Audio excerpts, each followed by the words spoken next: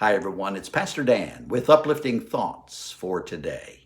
This week, we're looking at the one-on-one encounter Nicodemus had with Jesus. And today, let me ask you a question. Have you ever met someone and you said to yourself, oh, I've got to introduce this person to so-and-so? Maybe a good friend or a relative or even a colleague.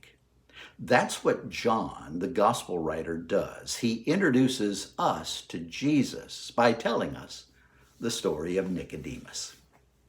Nick is a Pharisee, but he's different than the others. He's unique because he follows Jesus and not his religious group. John chapter 3, verse 1 and 2 says, Nicodemus was one of the Pharisees, a man with some clout among his people. He came to Jesus under the cloak of darkness to question him, saying, Teacher, some of us have been talking. You are obviously a teacher who has come from God. The signs that you're doing are proof that God is with you. John is introducing us to Jesus by letting us hear the conversation. Someone has written a play called The Devil Makes Three. It's about Jesus and Nicodemus and Satan. But I believe there were a fourth person there, and that's John. And this one conversation changed how he looked at life. Nicodemus has been known for a lot of things over the years. Back in the Middle Ages, there was a phrase within religious groups that used the name Nicodemus. It grew out of fear within the group, that a person who believed something different than what the dominant group taught, they would say, oh, that person is a Nicodemus. And to call someone that was not a compliment. It was a disparaging remark. It was a label. To those religious groups, belief was something to control. So anyone who believed differently had to be rooted out.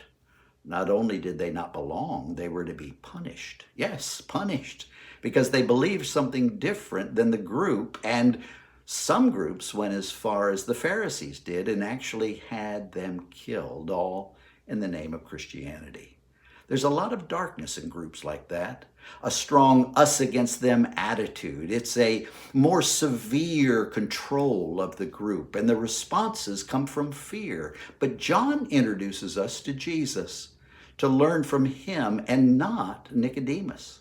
Sadly, there are Christian groups today who are also like the Pharisees, calling persons in their faith communities names like Nicodemus, who instead of encouraging a new way forward. Jesus teaches differently. For what Jesus teaches is that the group shouldn't dominate.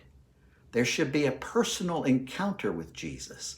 And the person comes to realize Jesus wants us to begin again, to be reborn, to start over, to be born from above over and over as we listen and follow Jesus. Listen to John 3:16 and 17. Oh, I know you know John 3:16, but this time, listen to its context to the conversation Jesus is having with Nicodemus.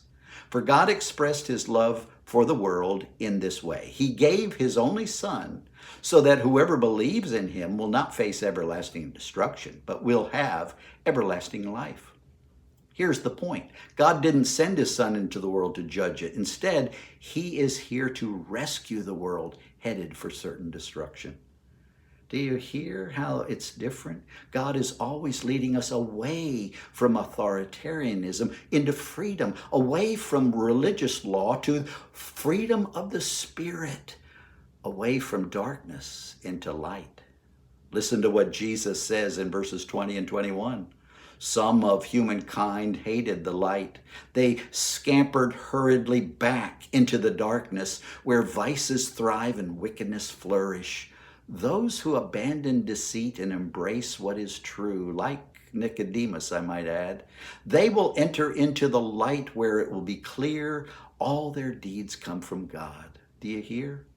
It's about a new work in you that God does through Jesus, bringing real change so that others can see.